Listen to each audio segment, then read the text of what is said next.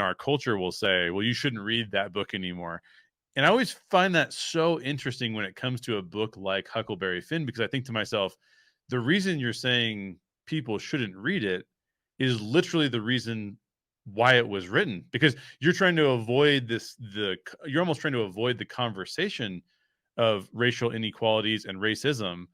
And yet that book is about how ridiculous racism is given the context of the character in the moment. So it's a very strange thing to come to. But what I love about Huckleberry Finn and Mark Twain in general is that he's not, and I feel like this is very strong in the Bible, and of course, as a Christ follower, this is meaningful to me. But the Bible, it doesn't sugarcoat any of its stories. It'll give you the darkness of the story.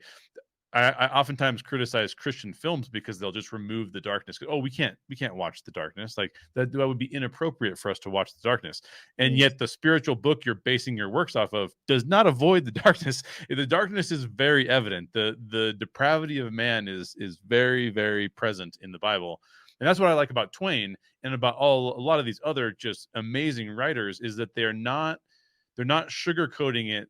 They're saying, for you to understand this, you have to see the darkness and then see a way out of it. Well, and some of them say this is a tragedy, so there's no way out of it. It's just darkness for darkness' sake. Mhm.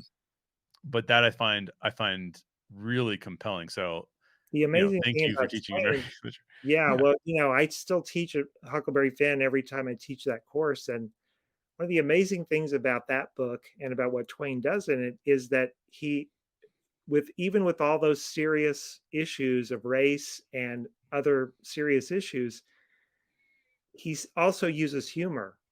Mm, And Huck is funny the way he tells the story, and he's very yes. self-deprecating, and he's a young kid, so there are things he doesn't understand that the reader will understand, and so we're laughing, but we're also being confronted with these harsh issues, including Mhm.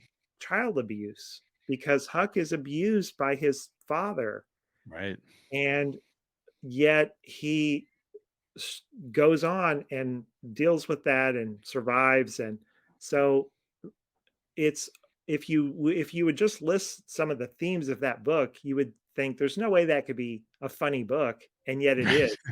And Right. it's, Right. Twain is able to be very disarming with the humor and deliver the story, and these themes emerge from it, Hmm.